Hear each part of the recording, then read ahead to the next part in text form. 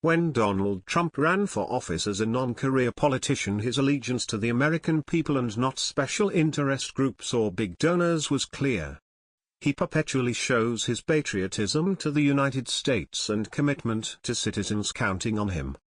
President Trump knows that being the leader of this nation comes at a huge cost in many different ways, but was worth the price to restore this country he loves.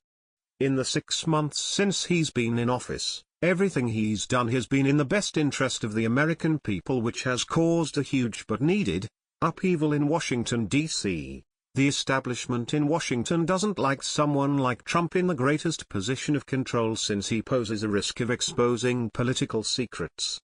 At the root of power is money, and when that's threatened, people tend to do desperate things.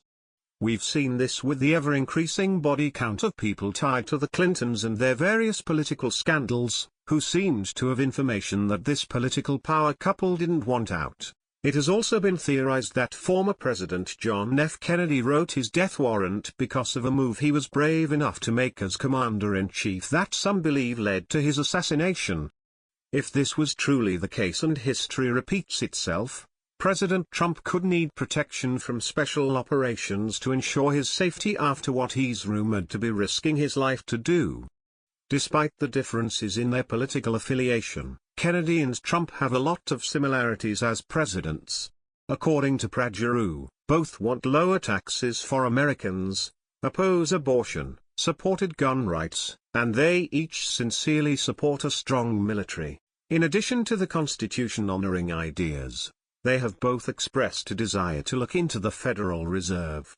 Some believe that Kennedy's interest in ending the Fed is what led to his assassination to avoid that from happening, although this is unsubstantiated and still considered a conspiracy theory. He was hardly past his first 1,000 days in the White House when he was assassinated in Dallas on November 22, 1963, Anon-HQ reported.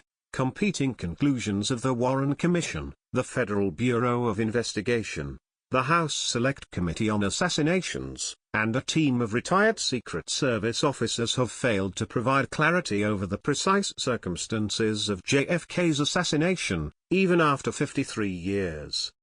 The theory comes from a speech he gave in his first 100 days, which some say sealed his fate, with thoughts on transparency and honesty in government that sound extremely familiar to what we're seeing with our assertive and capable leader today. Most specifically and important is the shared interest that Kennedy and Trump have in creating real checks and balances within the Federal Reserve.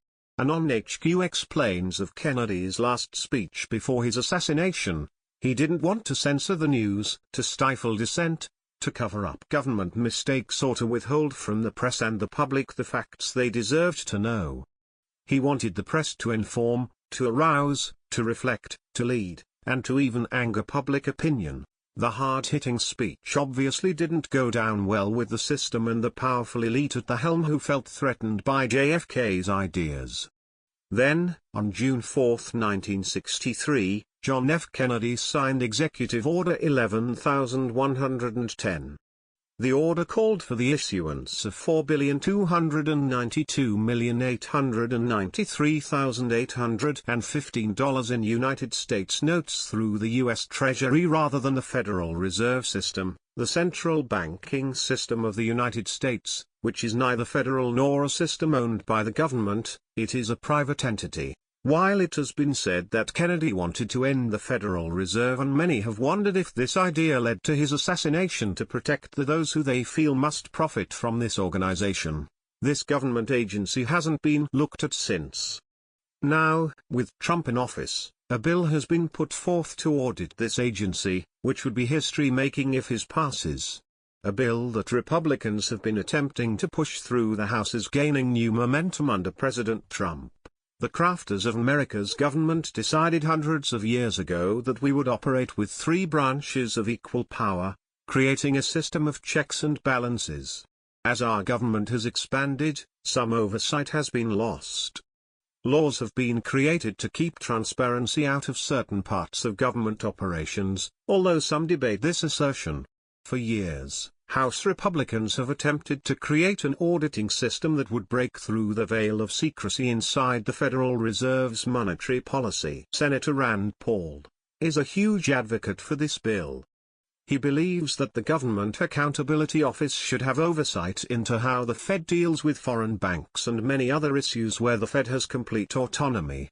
Because our government is so large and empowered, there has to be some oversight in how they operate. Fed Chairwoman Janet Yellen completely disagrees with this bill, claiming that she feels oversight will politicize the Fed and cause far more harm than good.